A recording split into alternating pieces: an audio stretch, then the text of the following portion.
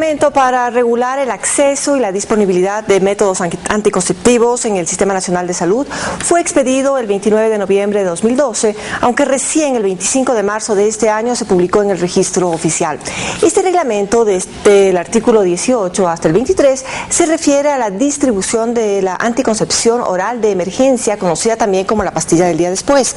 Para analizar este tema, hoy nos acompaña Cristina Ulloa. Ella es psicóloga clínica, presidenta de Coprende, Corporación para la Prevención de Embarazos No Deseados, que es miembro de la Red de Prosalud Interamericana, la PSIA, que tiene como misión fomentar una cultura preventiva en la población ecuatoriana, contribuyendo al ejercicio de una sexualidad responsable, sana y libre de riesgos. Doctora Ulloa, ¿cómo está? Buenos días. Muy buenos días. La Constitución garantiza a una persona en el artículo 66, en el literal 9, y lo vamos a ver en este momento, el derecho a tomar decisiones libres, informadas, voluntarias y responsables sobre su sexualidad y su vida y orientación sexual. El Estado promoverá el acceso a los medios necesarios para que estas decisiones se den en condiciones seguras, mientras que el literal 10 habla del derecho a tomar decisiones libres, responsables e informadas sobre su salud y vida reproductiva y a decidir cuándo y cuántas hijas e hijos tener. Eso por un lado, pero la Constitución también en el artículo 45 dice lo siguiente: el Estado reconocerá y garantizará la vida, incluido el cuidado y protección desde la concepción. La pastilla del día después no atenta contra este precepto constitucional que garantiza la vida desde la concepción.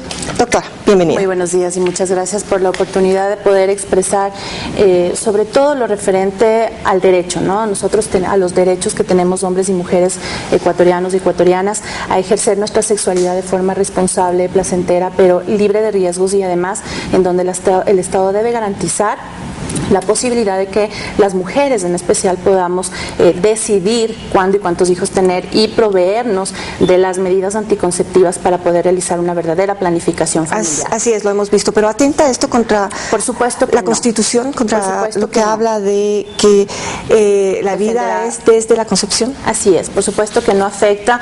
La anticoncepción oral de emergencia tiene más de 35 años de estudios en donde existen pruebas contundentes, donde existe evidencia científica que en ningún momento habla acerca de la posibilidad de que exista un aborto al usar anticoncepción oral de emergencia.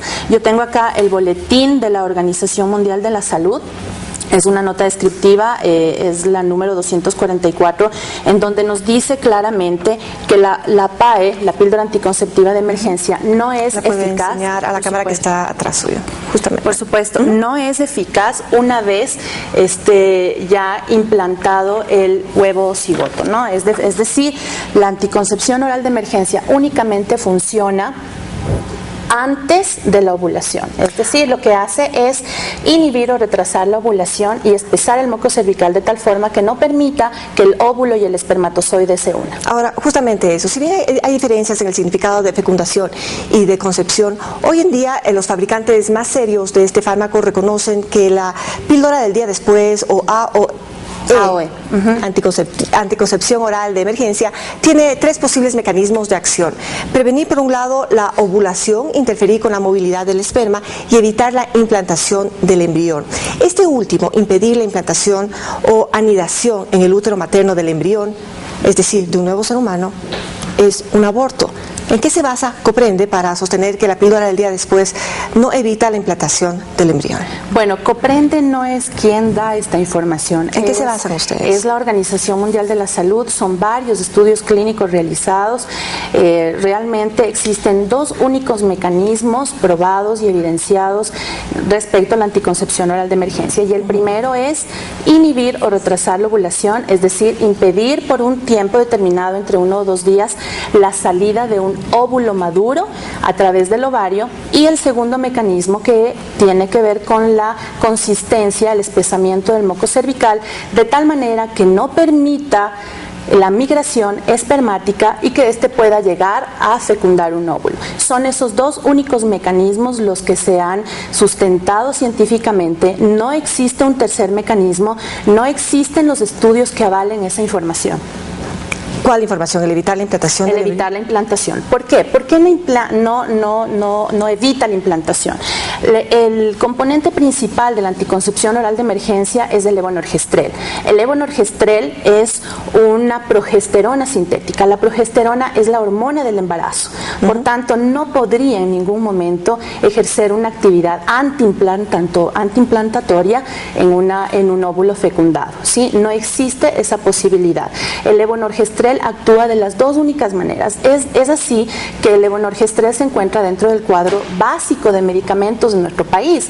La mayoría de píldoras anticonceptivas están teniendo como componente activo al levonorgestrel, ¿sí? Y la anticoncepción oral de emergencia que existe ahora en una sola dosis de 1.5 miligramos es únicamente constituida de levonorgestrel, una hormona que ayudaría a un embarazo en curso en el caso de que una mujer lo ingiera por equivocación. Ahora, la anticoncepción oral de emergencia debe tomarse lo más pronto posible, antes de las 72 horas, es decir, 3 días después de la relación sexual no protegida. ¿Qué pasa si esto no es así? ¿Ahí sí se convierte en abortiva o cuáles son las consecuencias? No. La única disposición que se da para que sea en este tiempo inmediato, es decir, hasta 72 horas después de una relación sexual, es justamente para poder prevenir en ese momento que ya ocurrió la relación sexual, que el óvulo pueda salir. En el caso de que el óvulo ya haya salido y que en ese mismo día la mujer tuvo una relación sexual,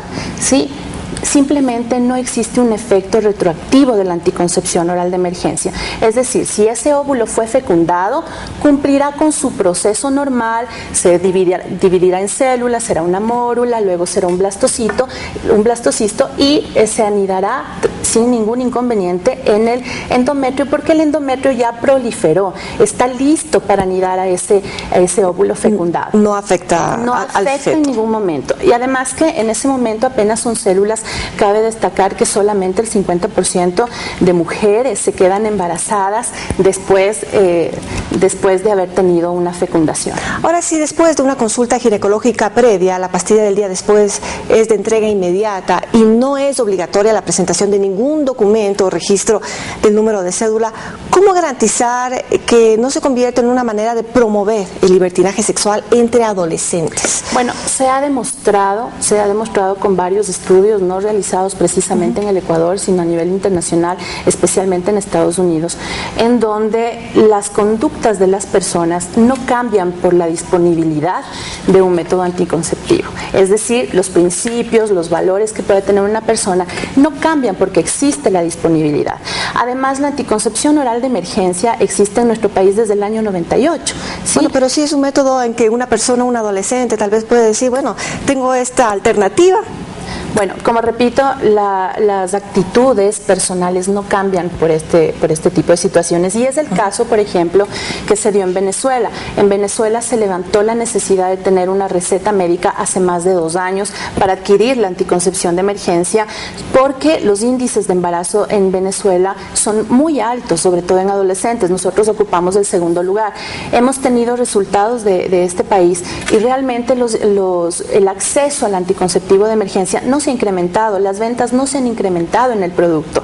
Únicamente lo que se está haciendo ahora en nuestro país y ante lo cual nosotros felicitamos es poner a disponibilidad a las mujeres de tal forma que este método, que debe actuar en un máximo de 72 horas, podamos las mujeres ejercer el derecho de ir a un centro médico, de ir a un centro de salud, a un hospital público y poder acceder sin ningún tipo de problemas y además sin todo un proceso burocrático que demandaba, porque la anticoncepción de emergencia estaba ya disponible hasta hace pocas semanas, pero con todo un proceso, ¿no? La consulta médica, esperar que el médico nos entregue la receta, ir a la farmacia al centro de salud y poderla tener de forma gratuita. Ahora lo que se ha hecho es eliminar todo ese tipo de barreras, de tal forma que una mujer pueda acceder lo más pronto posible y de esa forma prevenir un embarazo, no terminar con un embarazo, porque como usted lo mencionó, sabemos que el aborto es ilegal en nuestro país. Por tanto, sería una irresponsabilidad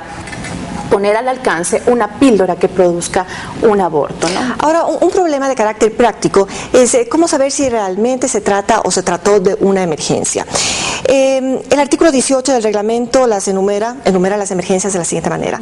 Prevenir un embarazo después de una relación sexual sin protección. Si el condón se ha roto durante el coito o ha habido una filtración, deslizamiento o retención del mismo, si no ha tomado durante 3 o más días su anticonceptivo oral, si ha habido un retraso de más de 2 semanas en recibir su anticonceptivo inyectable, si ha habido expulsión total o parcial del dispositivo intrauterino y si la persona ha sido forzada a tener relaciones sexuales o ha sido víctima de violencia sexual. Bueno, ¿todo esto se comprende dentro de la emergencia? Porque mucha gente diría, el último punto sí, una violación sexual sería lógico para darle la píldora a esta persona, ¿no? Pero ¿por qué castigar una situación en la que muchas veces las mujeres no somos responsables? Es decir, conocemos que en nuestro país más del 47% de mujeres no utilizan un método anticonceptivo moderno, utilizan, por ejemplo, alternativas de conocimiento de la fertilidad, como son el método del ritmo, el método del calendario, ¿no es cierto? En muchas mujeres esto puede fallar, y no solamente por una decisión personal, sino también por una decisión de la pareja, del varón. ¿Por qué tenemos nosotros que castigar una relación sexual posterior o un método que le sirva para después de la relación sexual? Si la mujer utiliza la píldora anticonceptiva y olvidó tomarse 2 o 3 píldoras anticonceptivas, ¿por qué castigarla? Pero no sé si sería una irresponsabilidad de la persona. Pero ese es un tema evidentemente personal y que la mujer lo debe saber manejar. Lo único que nosotros debemos apoyar, evidentemente, es el cumplimiento de los derechos que tenemos hombres y mujeres en nuestro país de planificar una familia. Estamos hablando de prevenir, estamos hablando de que tenemos la oportunidad de en 3 días poder prevenir un embarazo que no es planificado. Los niños también tienen derecho de nacer en hogares en donde fueron deseados, en donde fueron planificados, y la anticoncepción de emergencia lo que hace es apoyar a esas decisiones que tomamos las mujeres en un momento determinado. La Organización Mundial de la Salud pone como situaciones de emergencia cualquiera de ellas, pero también pone como una principal cuando no se ha utilizado ningún método anticonceptivo. Sí, evidentemente en un centro de salud lo que menos podría interesarle al personal médico es la razón por la cual necesita la mujer acceder a la anticoncepción de emergencia, porque es una situación de emergencia que solo ella la conoce y por eso tiene el derecho a acceder. ¿Y de qué manera se puede garantizar que el personal responsable de la entrega de estas pastillas en las unidades de salud sí explique los riesgos que implica su utilización continua, sobre todo y sin control? Bueno, se ha demostrado de igual manera que el levonorgestrel no causa riesgos que pongan en peligro la salud de la mujer. ¿Pero si se lo toma de manera continua? Si se lo toma de manera continua, lo que podríamos lograr realmente son irregularidades de tipo hormonal, es decir, la mujer no va a saber cuándo va a ovular, no va a saber cuándo va a llegar su menstruación y por ende el método podría fallar y podría quedarse embarazada con mayor facilidad. Esos realmente son los riesgos, pero lo importante y que está dentro del reglamento es que la mujer puede tener asesoría post píldora anticonceptiva de emergencia, de tal forma que cada mujer que utilizó sea una candidata perfecta para utilizar un método anticonceptivo de rutina que le permita estar segura en un 99%. Gracias, doctora Ulloa. Este ha sido el punto de vista de la Corporación para la Prevención de Embarazos No Deseados.